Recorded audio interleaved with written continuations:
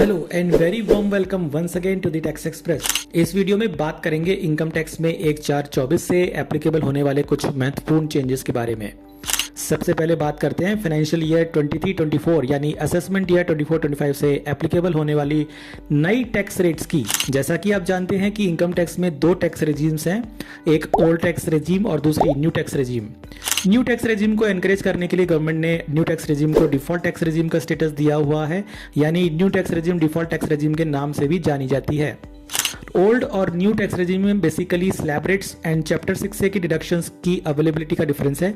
अगर आप new tax regime में ऑप्ट करते हैं तो आपको रिड्यूस टैक्स स्लैब्स और हायर बेसिक एग्जम्पशन लिमिट का बेनिफिट मिलेगा, लेकिन आपको साथ ही चैप्टर 6A की डिडक्शंस, जिन्हें हम जनरली सेक्शन 80C 80D आदि के डिडक्शंस के रूप में जानते हैं, अवेलेबल नहीं होंगे।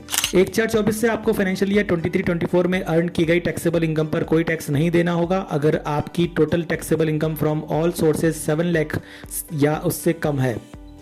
ऐसा इसलिए है क्योंकि सेक्शन 87A में जो टैक्स रिबेट का सेक्शन है, उसमें टैक्स रिबेट का अमाउंट 12,500 से बढ़ाकर 25,000 कर दिया गया है। सेक्शन 87A की टैक्स रिबेट सिर्फ रेसिडेंट इंडिविजुअल्स को ही अवेलेबल है। न्यू या डिफॉल्ट टैक्स रेजिम की स्लैब रेट्स पर एक नजर डालते हैं।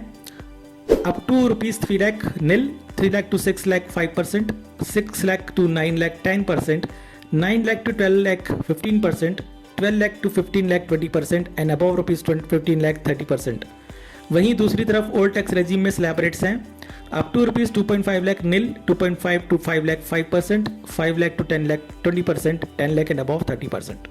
तो इस तरह आपने देखा कि ओल्ड टैक्स रेजिम के कंपैरिजन में न्यू टैक्स रेजिम में टैक्सेबल इनकम के अलग अलग लेवल के लिए स्लैब रेट्स ज़्यादा डिफरेंशिएटेड और रिड्यूस्ड हैं।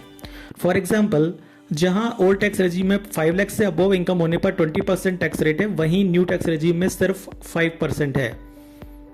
इसी तरह न्यू टैक्स रेजिम में हाईएस्ट टैक्स रेट 30% 50 लाख से अबव इनकम होने पर लगेगी, जबकि ओल्ड टैक्स रेजिम में ये टैक्स रेट 10 लाख या उससे ऊपर इनकम होने पर ही एप्लीकेबल हो जाती है।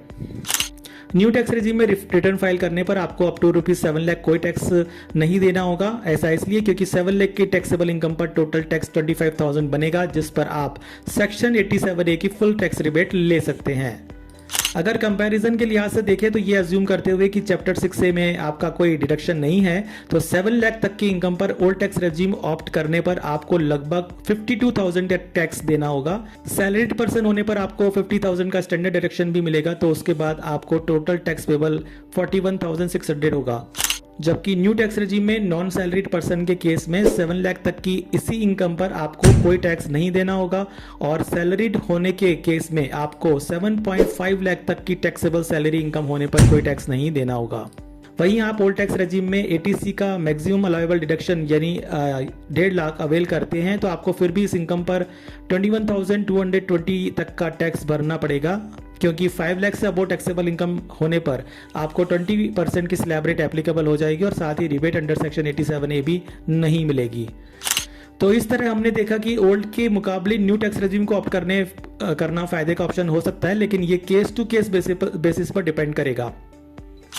आपको बता दूं कि इनकम फ्रॉम बिजनेस या प्रोफेशन वाले केसेस में SSC old and new tax regime में केवल एक बार ही स्विच ओवर कर सकता है, लेकिन नॉन बिजनेस या प्रोफेशनल इनकम होने वाले केसेस में, जैसे सैलरीड पर्सन, एवरी ईयर ये ऑप्शन चेंज कर सकते हैं। न्यू टैक्स रेजिम में फैमिली पेंशन का डिडक्शन अलाउएबल है, और सैलरीड पर्सन के केस में रिटायरमेंट पर लीव एनकैशमेंट का डिडक्शन भी अलाउ होगा, जिसकी लिमिट 3 लाख से बढ़ाकर 25 लाख कर दी गई है। लेकिन ये डिडक्शन सेक्शन 10(10)AA में स्पेसिफाइड लिमिट्स तक ही अवेलेबल होगा। तो ये थी इनकम टैक्स से जुड़ी एक इंपॉर्टेंट जानकारी। टैक्सेशन से जुड़ी ऐसी ही regular updates, query resolutions, case law analysis आदि के लिए देखते रहिए द टैक्स एक्सप्रेस। अगर आपके कोई सवाल हैं तो कमेंट बॉक्स में कमेंट करके जरूर पूछें, और इस बारे में आपकी राय भी बता सकते हैं। चैनल को सब्सक्राइब करके बेल आइकन प्रेस करना ना भूलें। धन्यवाद।